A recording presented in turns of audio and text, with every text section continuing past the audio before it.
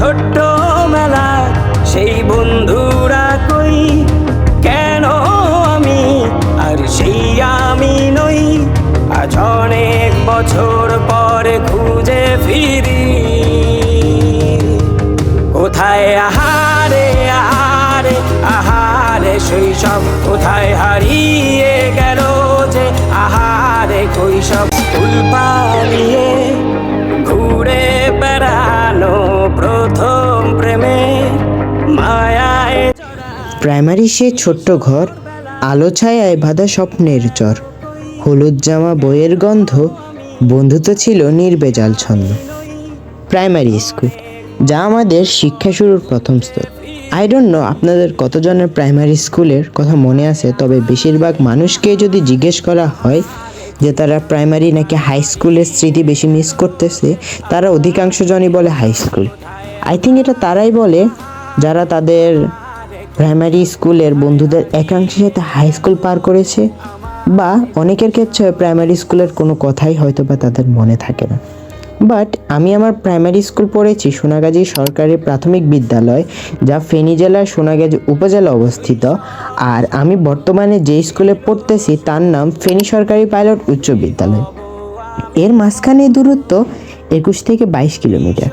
আমি জানি অনেকেই বলবেন অনেকের ক্ষেত্রে হয় মা বাবা ট্রান্সফারের কারণে একাধিকবার স্কুল চেঞ্জ করতে হয়েছে, এতে তাদের বন্ধু ও বিভিন্ন স্মৃতি রেখে চলে আসতে হয়েছে। তবে আমি মনে করি আমার ক্ষেত্রে হয়তো বা সেমই ঘটনা ঘটছে। হয়তো পার্থক্য এই জায়গায় তারা তাদের মা বাবা ট্রান্সফারের কারণে স্কুল চেঞ্জ করে, আর আমি আরেকটু ভালো মানের স্কুলে পড়ার জন্য এই স্কুলে আসছি। আরেকটা কথা, আমার আম্মু আমি যে স্কুলে প্রাইমারি পড়েছি সেই স্কুলে শিক্ষকতা করতেন, এবং আমার অধিকাংশ বন্ধুই সোনাগাজী উপজেলার সুনামধন্য দুইটাই স্কুল, সোনাগাজী হাই স্কুল ও সোনাগাজী আল হেলাল একাডেমিতে পড়ে, যা আমার প্রাইমারি স্কুলের একদম পাশেই। গত 4 বছর আমার আম্মু সোনাগাজী থেকে ফেনী আসা যাওয়া করছে। বিলিভ মি, এই 4 বছর আমি আমার কোনো প্রাইমারি স্কুলের বন্ধুর সাথে কথা হয় নাই। বাট 2024-এ এসে 3-4 জনের সাথে ফেসবুক ও ইনস্টাগ্রামে অ্যাড হই, এবং যাদেরকে আমি বেশি মিস করছি তাদের কয়েকজনের সাথেও আমি ইউটিউব, টিকটক ও ইনস্টাতে অ্যাড হই। তবে একদিন আমার আম্মু দূরত্ব আরেকটু সহজ হওয়ার জন্য প্রাইমারি আমি যে স্কুলে পড়ছি ওই স্কুল ট্রান্সফার করে। তখন আমি যেহেতু ওই স্কুলেরই একজন শিক্ষার্থী ছিলাম, তো ওই স্কুলের প্রধান শিক্ষক আমাকেও দাওয়াত দিছিল বিদায় অনুষ্ঠানের দিন, এবং ওই দিন আমি যাই।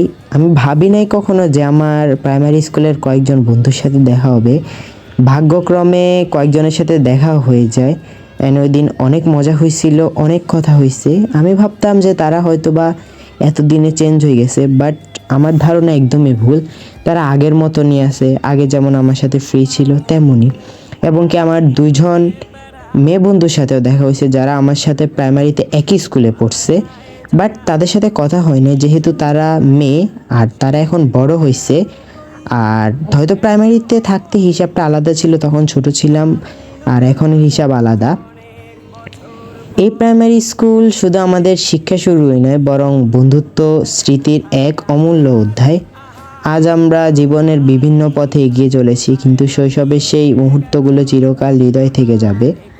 আই ডোন্ট নো আমার কতজন প্রাইমারি স্কুলের বন্ধু এই ভিডিওটা দেখতেছে, but I wish a bright future for each of my primary school friend.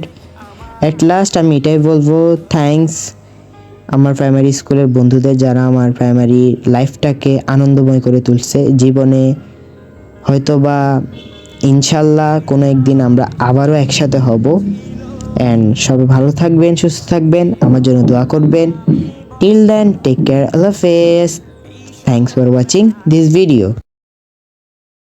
শৈশবে স্বপ্ন ছিল শুধু, কবে হব আমি বড়।